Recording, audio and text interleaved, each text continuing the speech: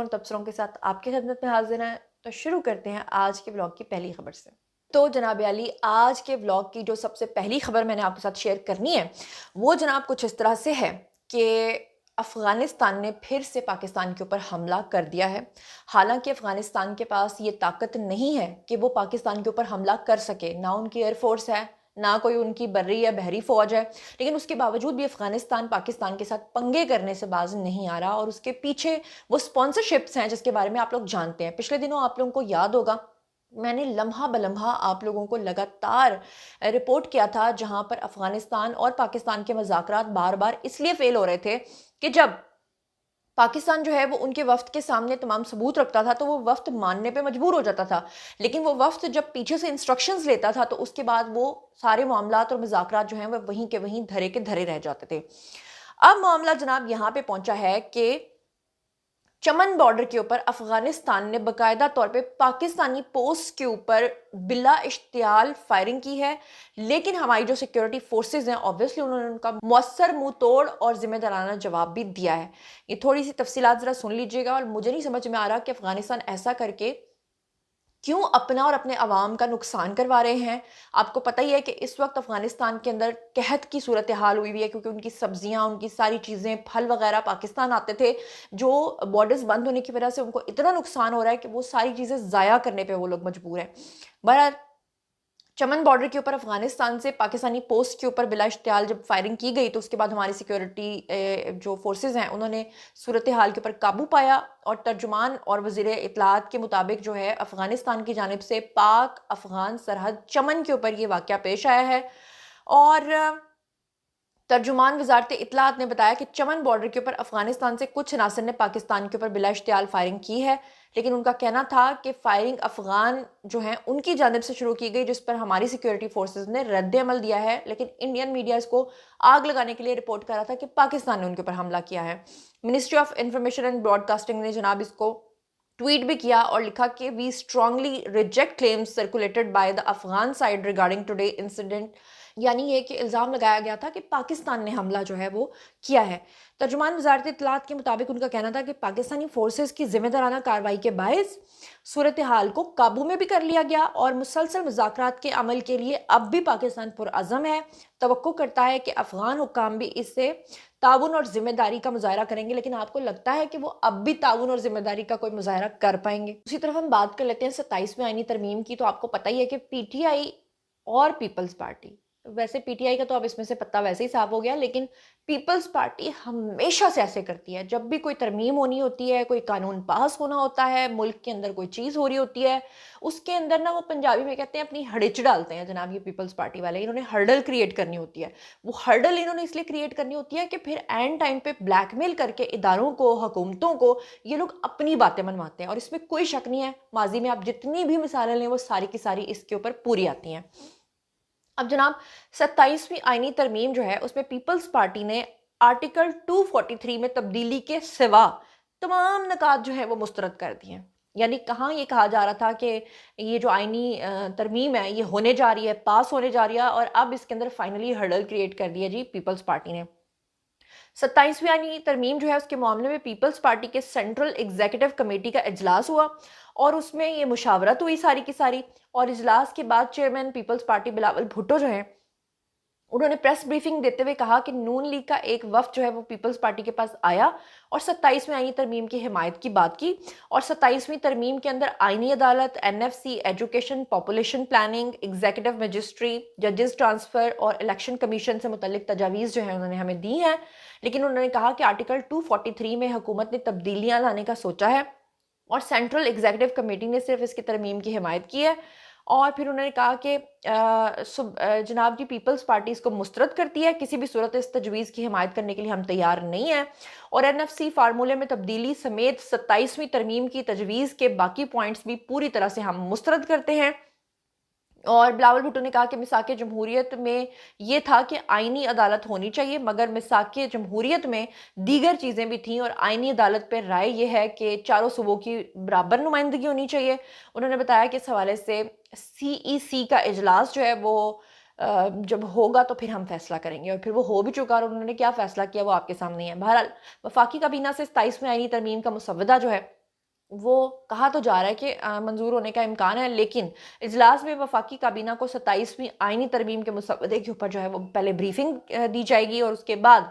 اس کی منظوری دی جائے گی، اور پیپلز پارٹی جو ہے وہ اپنے آپ کو فی الحال کیش کرانے میں لگی ہوئی ہے۔ اس کے علاوہ جی ایک اور بڑی اہم خبر چل رہی ہے، اور مجھے لگتا ہے کہ اب اس کے اوپر CTD کو دیکھنا چاہیے، یا پھر ہماری جو پنجاب گورنمنٹ ہے ان کو اس کے اوپر بڑا سخت ایکشن لینا چاہیے۔ خبر کچھ اس طرح سے چل رہی ہے کہ یہ اسکرین کے اوپر آپ ایک پولیس آفیسر دیکھ رہے ہیں، جناب یہ DSP ہیں۔ یہ جو DSP صاحب ہیں، ان کی بیٹی کو اور ان کی بیوی کو دن دہاڑے مبینہ طور پہ اغوا کر لیا گیا ہے، اور بتایا یہ جا رہا ہے کہ DSP عثمان حیدر گجر بیرون ملک سے جناب ابھی کچھ دن پہلے کچھ مطلوب قسم کے ملزمان تھے جن کو پکڑ کے پاکستان لائے تھے، اور اس جرم کی پاداش ہی ہوگی نا، کیونکہ انہوں نے تو مطلوب لوگوں کو پکڑا تھا، لیکن جو بدلہ لینے والے ہیں انہوں نے جناب کیا کیا، انہوں نے ان کی بیٹی اور بیوی کو ہی اغوا کر لیا ہے۔ اور اب اس حوالے سے ہمارے اداروں کو چاہیے کہ وہ اس کے اوپر کوئی ایکشن لیں، اور CCD والے بھی دیکھیں اور باقی والے بھی دیکھیں۔ تو اگر یہ ایسا ہو چکا ہے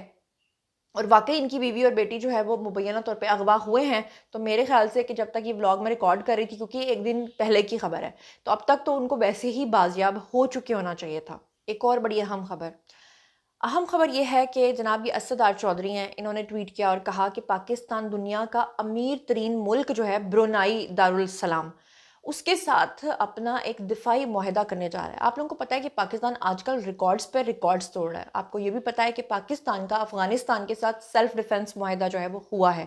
پھر اس کے بعد آپ کو یہ بھی پتہ ہے کہ ایران نے پاکستان کے ساتھ جو ہے وہ اس چیز کے اوپر خواہش کا اظہار کیا ہے کہ ان کو بھی اس ڈیفنس معاہدے کا جو حصہ ہے وہ بنایا جائے۔ دوسری طرف پاکستان ویسے ہی چائنا کے ساتھ الائنس میں ہے، اور رشیا کے ساتھ بھی الائنس میں ہو گیا ہے، جس کی بھارت کو ویسے ہی بڑی تکلیف ہے۔ اب ایسے میں پاکستان نے جناب یہ جو امیر ترین ملک ہے برونائی دارالسلام، اس کے ساتھ دفاعی معاہدے کا امکان جو ہے وہ ظاہر کر دیا ہے۔ Chairman joint chief of staff ہیں جی جنرل ساحر شمشاد مرزا، ان کے بارے میں کہا جا رہا ہے کہ اس مہینے کے آخر میں ان کی ریٹائرمنٹ متوقع ہے، اور وہ ملک کے لیے جاتے جاتے آخری دنوں میں جو ہے وہ انتہائی اہم یہ کام جو ہے وہ سر انجام دے رہے ہیں۔ انہوں نے دنیا کے انتہائی امیر شخص برونائی کا جو صدر ہے سلطان حسن البقیہ، اس کے ساتھ جو ہے وہ انتہائی اسٹریٹجک ملاقات کی ہے، جس میں برونائی کی سیکیورٹی امور اور پاکستان کے خلاف اسٹریٹجک تعاون سمیت مختلف معاملات جو ہیں وہ ڈسکس ہوئے ہیں۔ اور برونائی کے جو آرمی چیف ہیں انہوں نے بھی ملاقات کی، اور اس کے علاوہ وہاں کا جو سلطان ہے اس کا پاکستان کے ساتھ جوائنٹ چیف آف سٹاف سے خود تفصیلی ملاقات کا ہونا انتہائی غیر معمولی پیش رفت ہے، کیونکہ عام طور پہ یہ ہوتا ہے کہ اگر وہ جوائنٹ چیف آف سٹاف ہیں تو اس لیول پہ ان کے ساتھ کوئی بھی ملاقات کرتا، لیکن سلطان نے جو خود اس میں اپنی خود دلچسپی لے کر ملاقات کی ہے، تو آنے والے دنوں میں آپ کو مجھے لگتا ہے کہ اس سے بھی بڑے بڑے سرپرائزز جو ہیں وہ ملنے جا رہے ہیں۔ پچھلے ولاگ میں نے آپ کو بتایا تھا کہ صاحبزادہ حامد رضا جو ہیں وہ گرفتار ہو چکے ہیں، سہیل افریدی کے لیے چھاپے مارے جا رہے ہیں، علی امین گنڈا پور، علیمہ خان اور ان کے سمیت جو باقی ساتھی ہیں ان کے لیے بھی عدالت نے حکم جاری کر دیا کہ ان کو ہر صورت گرفتار کر کے پیش کیا جائے۔ تو اب ایسے میں ایک اور اہم خبر آ رہی ہے، PTI کے سابق سیکرٹری اطلاعات جو ہیں وہ بھی گرفتار ہو چکے ہیں۔ اچھا جی، یہ خبر آپ نے شاید سن لی ہوگی کہ G13 ہے جی اسلام آباد کا علاقہ، وہاں سے ان کو حراست میں لیا گیا ہے، اور سابق سیکرٹری اطلاعات احمد جواد کو وفاقی دارالحکومت اسلام آباد میں گرفتار کیا گیا ہے۔ انہیں جناب پیکا ایکٹ کے تحت جو ہے وہ G13 سے حراست میں لیا گیا ہے، اور حکام کا کہنا یہ ہے کہ احمد جواد جو ہے ان کے خلاف پیکا قانون کے تحت مقدمہ درج کیا گیا ہے، اور ان کے اوپر الزامات جو عائد ہیں وہ ان کی تفصیلات ابھی تک سامنے نہیں آئی ہیں،